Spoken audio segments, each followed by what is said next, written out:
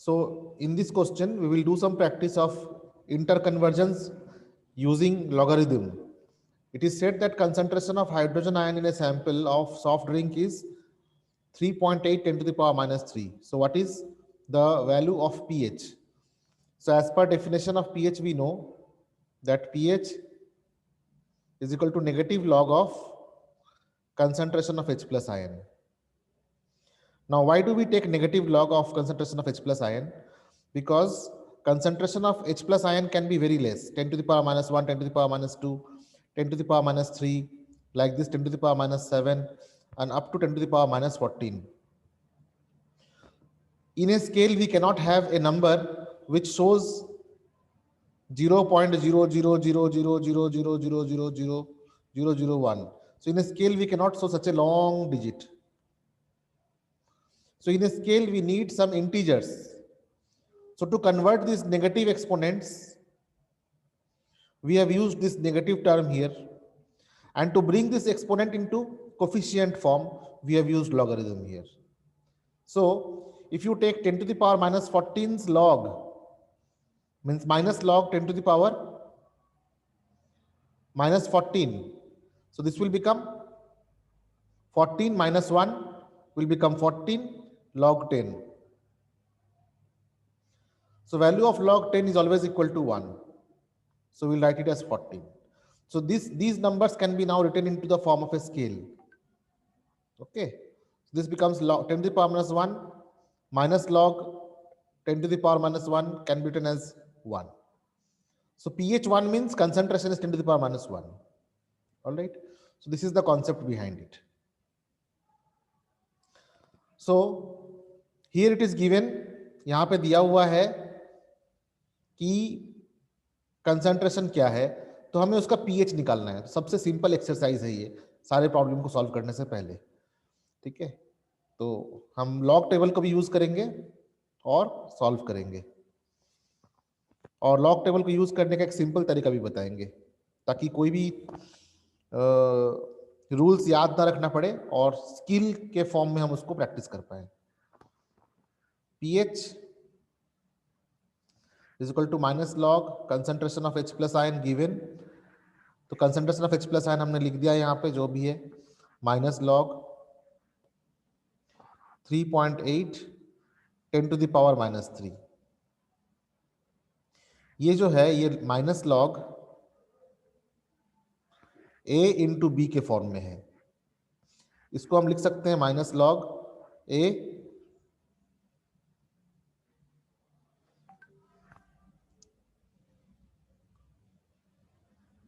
Plus log B. ठीक है, ये रूल है.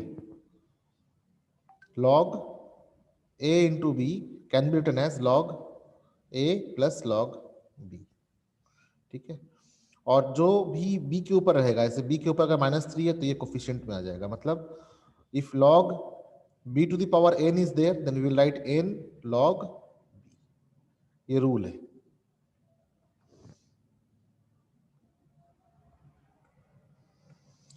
So according to this rule, we will write minus log 3.8 plus minus 3 into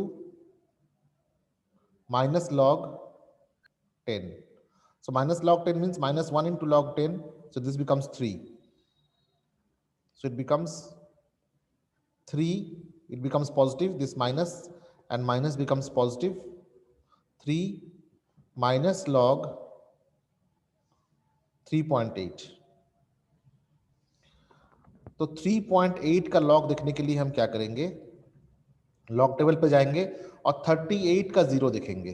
ठीक है, मतलब जब हमें लॉग 2 देखना होता है तो हम 20 का वैल्यू देखते हैं, क्योंकि लॉग लॉग टेबल जो है वो 10 से ही स्टार्ट होता है. ठीक है, एक बार हम लॉग टेबल देखते हैं.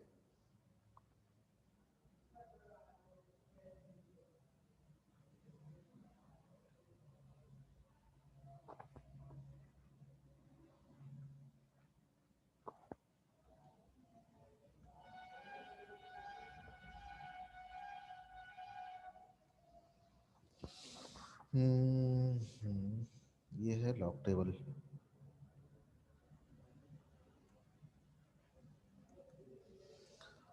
लॉग 3.8 था तो लॉग 38 देखेंगे।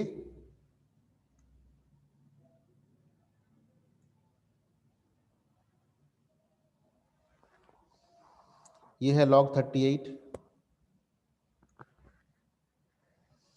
लॉग 38 का 0,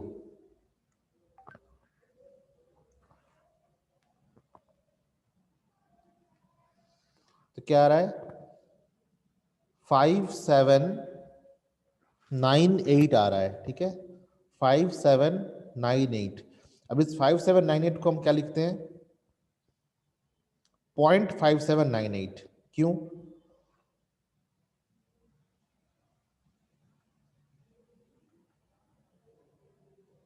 कहाँ गया?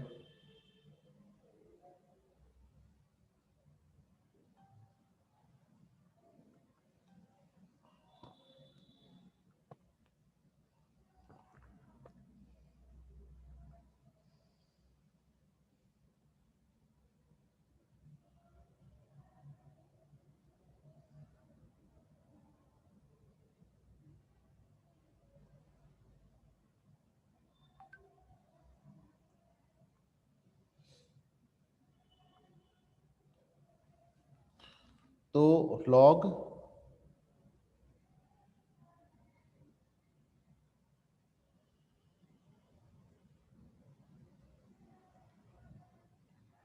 3.8 को देखने के लिए हमने देखा तो आया 5798।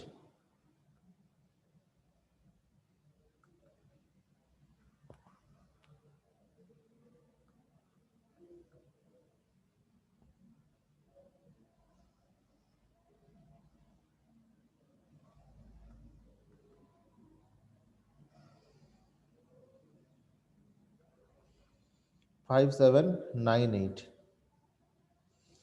तो एक्चुअली हमने देखा क्या था, हमने 3.8 तो देखा नहीं, हमने देखा 38। ठीक है, इसलिए हम यहाँ पे एक जीरो देते हैं। तो यहाँ पे हमारा वैल्यू क्या आया था, P H is equal to minus log concentration of 3.8 × 10⁻³ और फिर इसको हमने निकाला था +3 minus log 3.8 is equal to +3 minus 0.5798। तो बस इसको कैलकुलेट करना है, 3.0000 और 0.5798, इसको माइनस करना है तो ये आंसर आ जाएगा 2.42 इज द पीएच। ठीक है, सो सम मोर प्रैक्टिस।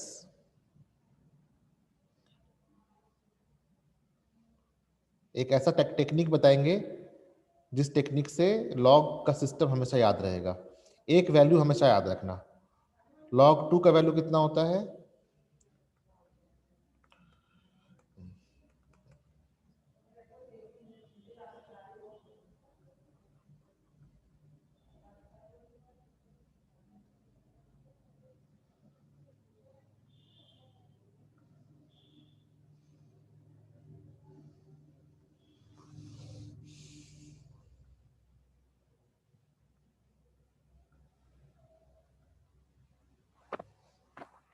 log 2 का वैल्यू याद रखना थोड़ा सा, 0.3010। तो जब हम log 2 देखेंगे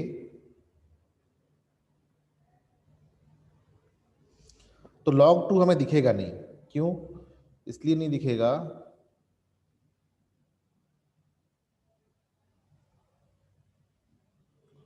क्योंकि log का वैल्यू log 10 से स्टार्ट होता है। तो log 2 का वैल्यू देखेंगे तो log 20 देखना पड़ेगा हमें। log 20 के लिए आता है, log 2 देखेंगे तो अंडर 20 देखना पड़ेगा और अंडर 20 जो वैल्यू आता है वो आता है 3010। तो हम इसमें एक 0 पॉइंट लगा देते हैं यहाँ पे।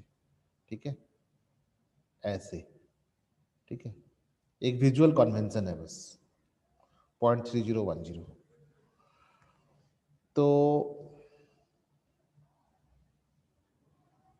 अब अगर हमें इसका एंटी लॉग निकालना हो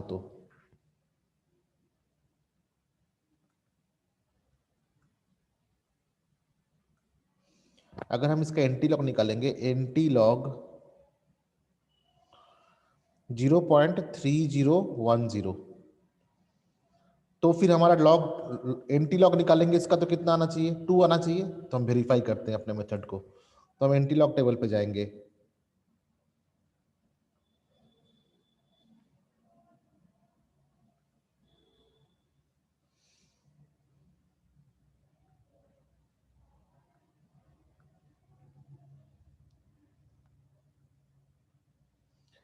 ये एंटी लॉग टेबल पे गए, एंटी लॉग टेबल पे यहाँ पे 0.00 से स्टार्ट हो रहा है,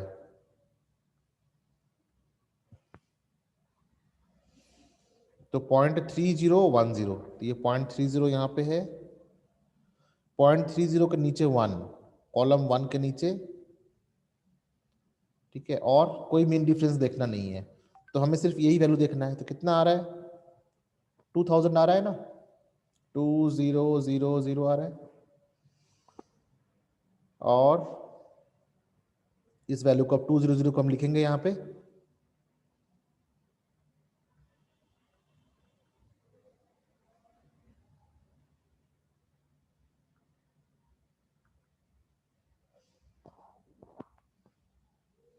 तो हमने वहां से कॉपी करके लाए थे उसको, तो आया था कितना, 2000 आया था, लेकिन 2000 है नहीं।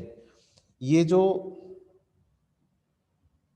जीरो होता है इस डेसिमल के इस पार, इसको हम इस फॉर्म में लिखते हैं 10⁻0, और यहाँ पे एक पॉइंट डाल देते हैं, ठीक है। ये कॉन्वेंशन याद रखना, 2.000, और 10⁻, यहाँ पे जो भी डिजिट रहेगा, अगर यहाँ पे 1 होता तो हम यहाँ पे 1 करते, ठीक है, तो ये वैल्यू 20 होता। तो 1.3010 का वैल्यू कितना होगा एंटी लॉग का, 20 होगा। तो यहाँ पे अगर 1 होता तो हम log 20 का निकालते, ठीक है। तो वैसा केस अभी है नहीं, तो ये याद रखना है कि ये जीरो जो है एंटी लॉग में 10⁻ के फॉर्म में चला जाता है, ठीक है। इसे कहते हैं कैरेक्टरिस्टिक, इसे कहते हैं मैंटिसा।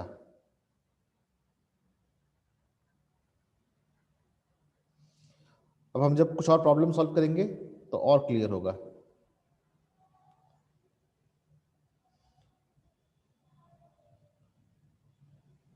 ये सिमिलर प्रॉब्लम है, सिमिलर प्रॉब्लम है। नेक्स्ट,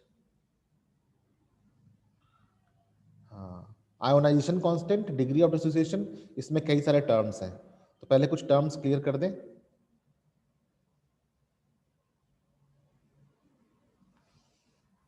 कोई भी रिएक्शन अगर हो A plus be in equilibrium with C plus D, तो एक टर्म होता है उसे कहते हैं reaction quotient, reaction quotient. Quotient का मतलब क्या होता है,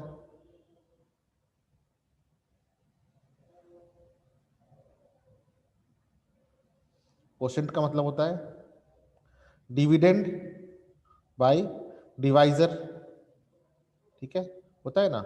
उसी प्रकार से यहाँ पे रिएक्शन कोशेंट का मतलब होता है concentration of the reactant, product of concentration of the reactant divided by product of concentration of the product.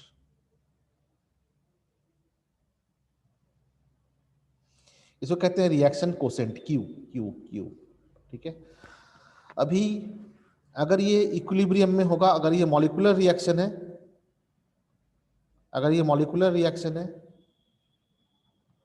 और इक्विलिब्रियम में है, तो हम कहते हैं के सी। अगर ये एसिड है तो कहते हैं के ए, अगर बेस है तो कहते हैं के बी, और अगर आयन है तो कहते हैं के आयोनाइजेशन कांस्टेंट, तो के, सिंपली के, ठीक है, के, ठीक है।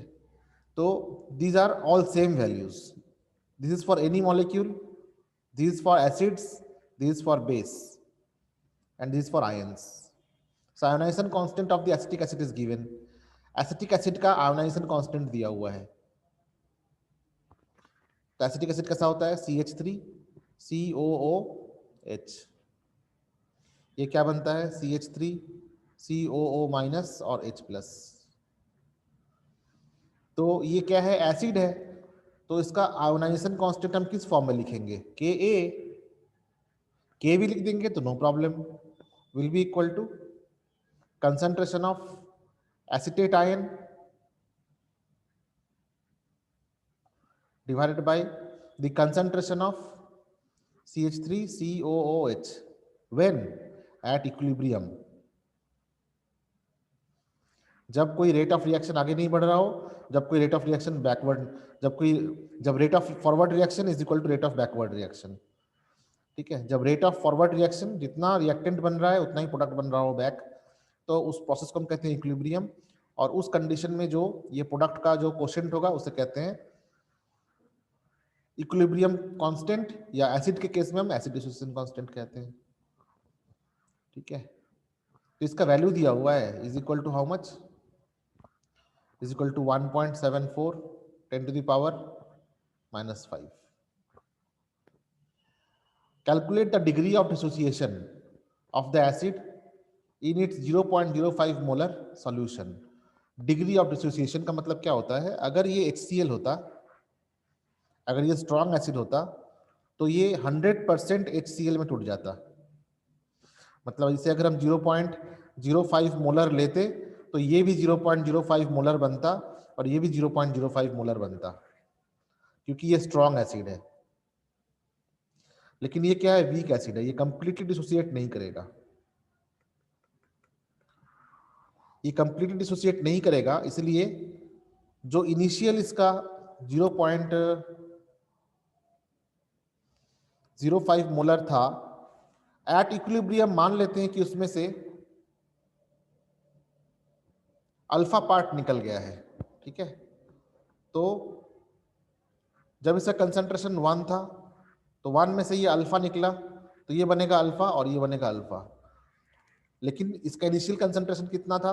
0.05। तो हर एक में से हम 0.05 मल्टीप्लाई कर देंगे, 0.05, ये 0.05 और 0.05, ठीक है। तो ये इसका कंसंट्रेशन हो गया। तो हमें डिग्री ऑफ डिसोसिएशन निकालना है, where alpha is degree of dissociation, alpha is degree of dissociation, ठीक है। मतलब it is a fraction, it is a fraction which dissociates but at equilibrium. अब वैल्यू पुट कर देंगे हम इसको, कंसंट्रेशन पता है हमें इक्विलिब्रियम में इसका, अब इसको वैल्यू पुट कर देते हैं हम। तो के का वैल्यू पता है 1.74 10 to the power -5 should be equal to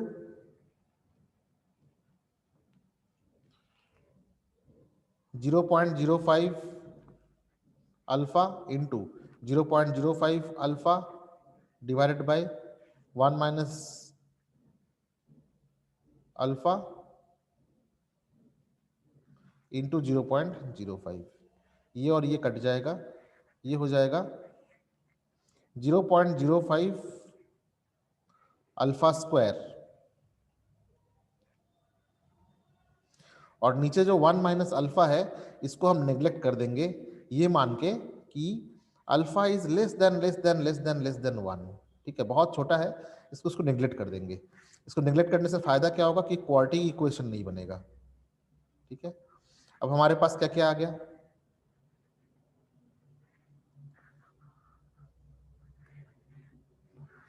ये वैल्यू आ गया एक और ये वैल्यू आ गया एक, हमें इतना ही चाहिए।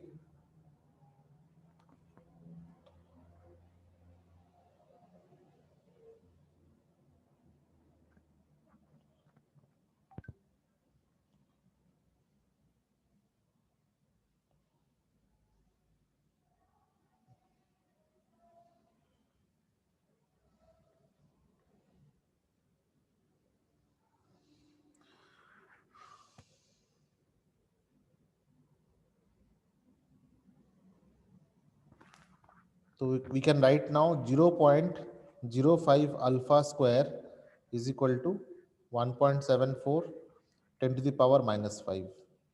तो डिग्री ऑफ डिसोसिएशन निकल जाएगा यहाँ से हमारा, अल्फा इज इक्वल टू, या अल्फा स्क्वायर अभी भी ले सकते हैं, थोड़ा और दिखेगा अच्छा तो 1.74 10 to the power -5 divided by 0.05. This implies alpha is equal to root over 1.74 10 to the power -5 by 0.05. अब इस वैल्यू को निकालेंगे तो अल्फा निकल जाएगा।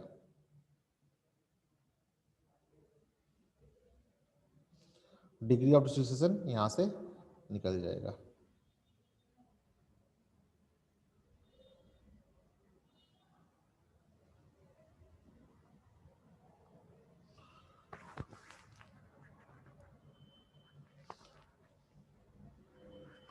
So we'll find out this value now.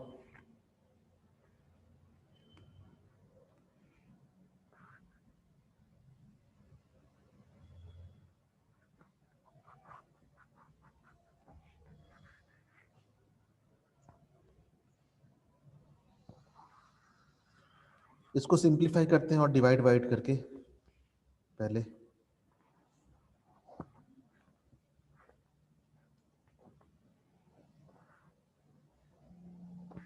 1.74 को लिख सकते हैं 174 divide by 5 multiplied by 10 to the power -5। सो 174 को डिवाइड करेंगे तो कितना आएगा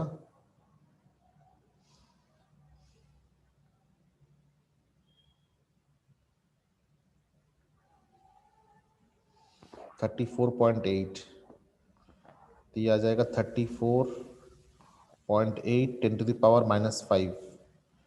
इसको हम अगर ऐसा कर लें कि इसको 3.5 10 to the power, अगर हम एक पॉइंट यहां लेते हैं तो कितना आ जाएगा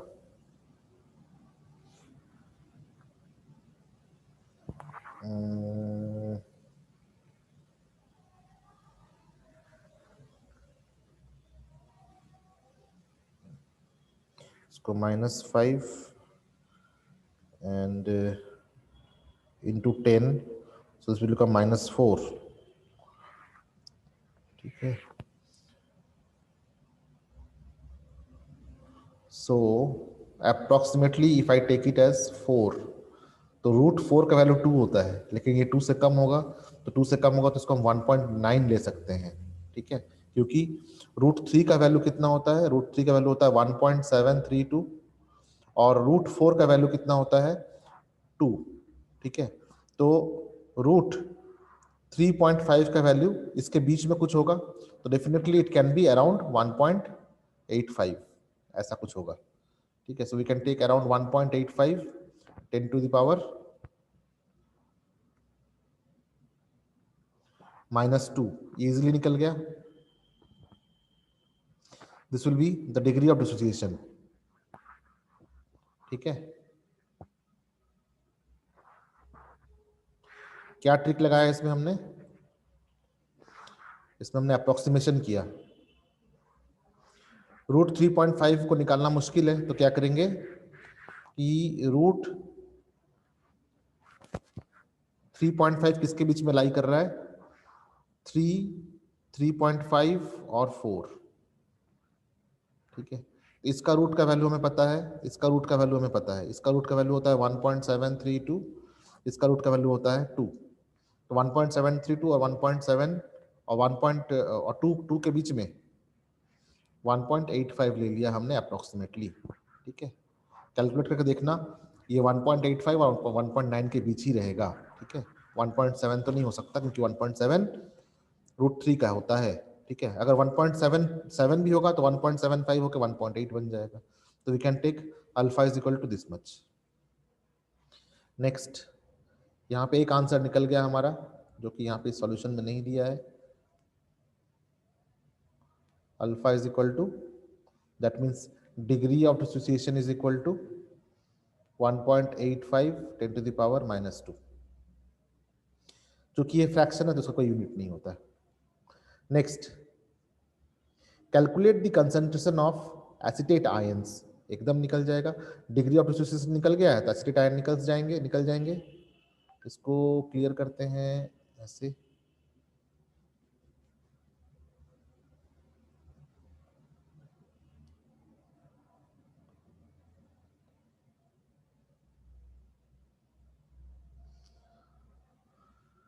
तो एसिडेट आयन का क्या होगा concentration, CH3COO minus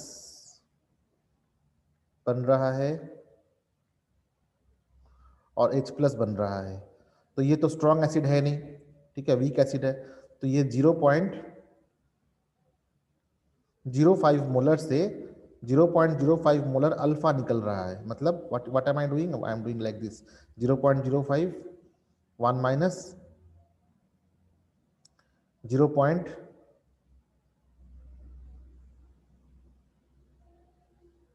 this much. तो ये कितना हो जाएगा, ये हो जाएगा 0.05 अल्फा, इतना। ये भी होगा 0.05 alpha,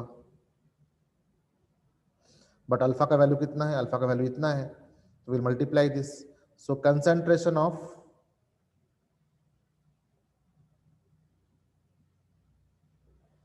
concentration of acetate ion CH3COO minus will be equal to 0.05 multiplied by alpha 1.85 10 to the power minus 2। हाँ, अप्रोक्सीमेटली मुझे अलाउ करो तो मैं 1.85 को 2 लेके चलूँ, तो 2 लेके चलूंगा तो ये हो जाएगा 0.1। ठीक है, अब 0.1 से भी कम करना हो तो 0.09 कर लेंगे, और उससे ज़्यादा क्या हो सकता है। ठीक है, 10 to the power minus 2। This will be the concentration of acetate ion. ठीक है, तो जो एसिटेट आयन कंसंट्रेशन है वही H प्लस का भी कंसंट्रेशन होगा, और H प्लस का कंसंट्रेशन है तो हम उससे हम pH निकाल सकते हैं। ठीक है, तो ये भी निकल गया। This will B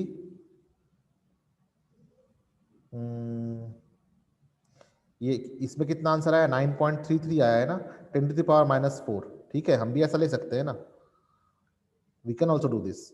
we can take 9.00 और 2 और डाल देंगे, इसमें हो जाएगा 10 to the power minus 4। ठीक है, अब 9.00 और 9.33 इसमें कोई डिफरेंस नहीं है, बिकॉज अगर ये 9.5 होता तो इसमें डिफरेंस होता। पॉइंट के बाद 1 2 3 4 तक कोई डिफरेंस नहीं है, इट कैन बी कंसिडर्ड। ठीक है,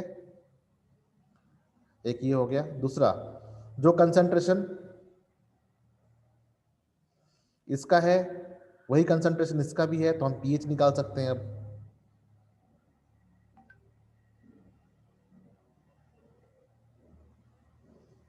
किसी को ऑब्जेक्शन होगा तो चैट में बता सकते हो। ठीक है, so we can talk. Next is PH. तो पीएच निकालेंगे तो क्या होगा, minus concentration of H plus. Concentration of H plus भी इतना ही होगा, तो आई विल टेक 9, जो मैंने लिया है वो लूंगा मैं, 9 into 10 to the power minus 4। चलो साइंटिफिक नोटेशन में। So PH is equal to minus log 9 plus minus 4 log 10। तो ये हो जाएगा, लॉग 9 का वैल्यू देखना होगा तो लॉग 90 का वैल्यू देखेंगे, तो PH will be equal to log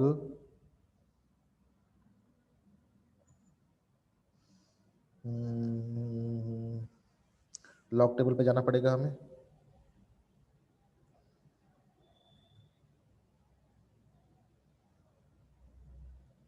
log anti log है,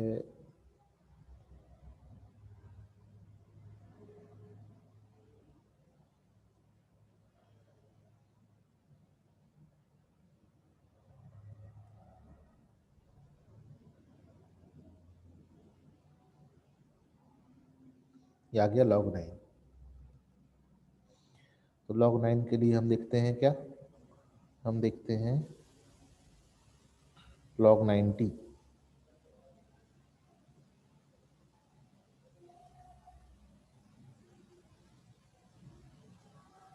ये सो 9542 है, 9542। सो गो बैक, कहाँ, यहाँ पे 9542। तो क्या आया था हमारा यहाँ पे 4 माइनस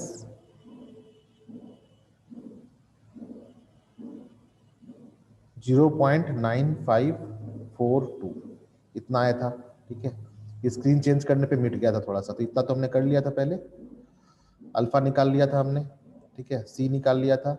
तो this value will find out, it will become 4.000 और 0.9542 है ना।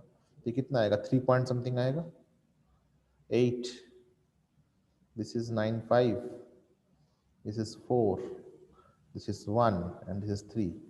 So we are getting around pH is equal to 3.14. ठीक है, और आंसर में एग्जैक्ट किया गया है तो इतना आया है। So there is no big difference in this. What I mean to say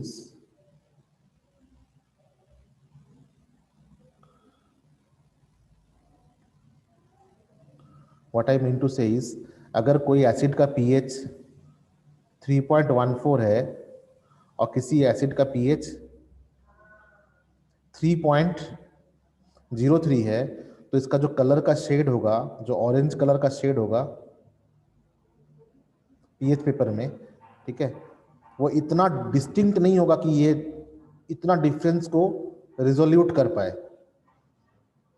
ठीक है, so approximately the pH is around 3, so it is a weak acid. Acetic acid vinegar जो हम नूडल्स में डालते हैं, चाउमीन में डालते हैं, ठीक है, पनीर चिल्ली में डालते हैं, ठीक है, वीक एसिड होता है। तो कैलकुलेशंस कुछ समझ में आए आज? अगर आए तो बताओ, हाथ खड़े करो।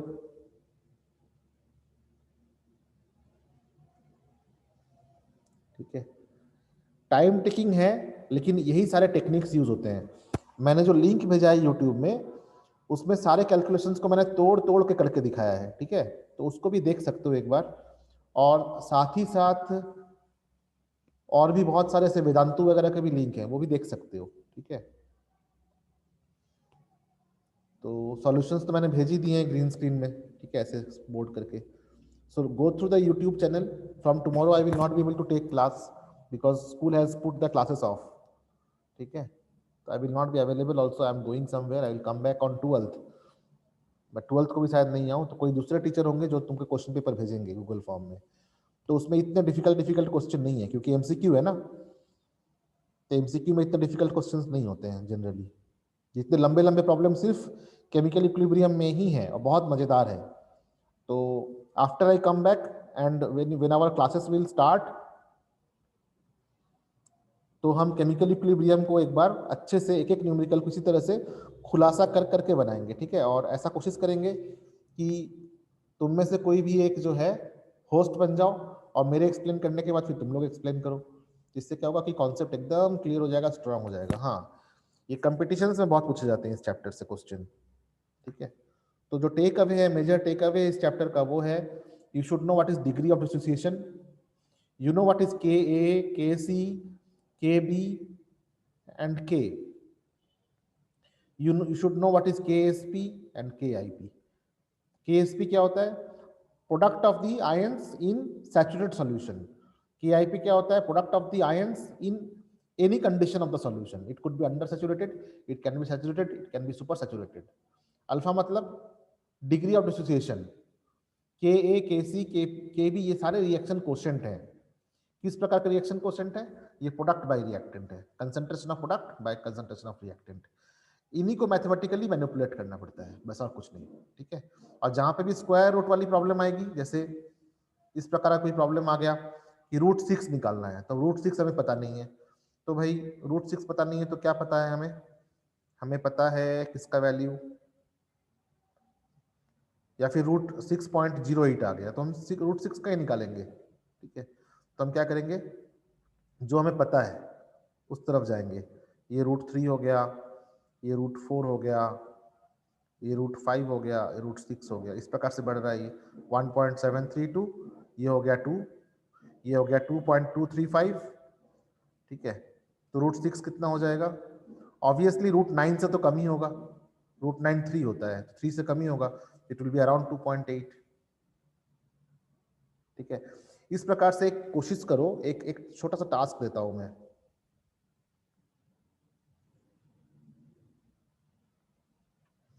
एक छोटा सा टास्क, एक काम करना, ऐसे एक टेबल बना लो, √1, √2, √3, √4, √5, और इन सब के वैल्यूज को लिखो।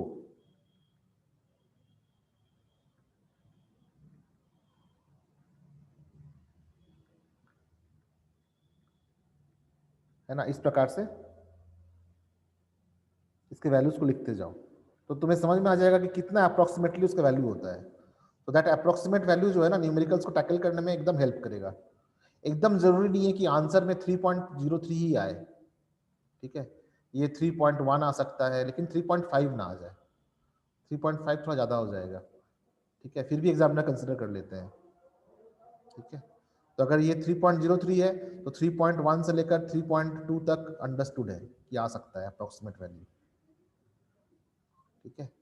तो एक बार √1 से लेकर √10 तक कर लो ना, तो बाकी कुछ भी हो सकता है। मान लो कि अगर √20 आ गया तो कर सकते हैं ना इसको फिर, कि √2 इंटू √10। अब √2 का वैल्यू पता है हमें 1.414, और √10 का भी वैल्यू पता है, तो वैल्यू पुट कर देंगे 3.3 समथिंग लाइक दैट, है ना। इस प्रकार से ये रूट्स के वैल्यू याद कर लेना, तो न्यूमेरिकल्स में हेल्प होगा। That's all. कुछ फायदा हुआ आज? Was it helpful today? Yes, sir. तो आज ही के आज ना, जितने न्यूमेरिकल्स मैंने चूज किए हैं ना इस ग्रीन ग्रीन स्क्रीन पे, जो मैंने केमिस्ट्री रूम में भेजा है, सॉल्यूशन भी दिया हुआ है उसका गाइडेंस के लिए, उसको एक बार खुद से स्क्राइब करो, ठीक है।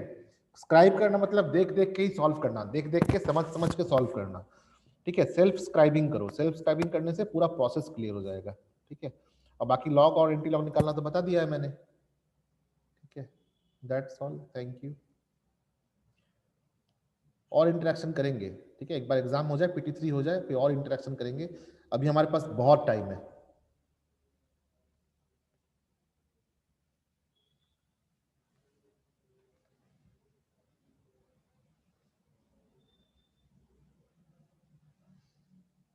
चैट आया है कोई? कौन है?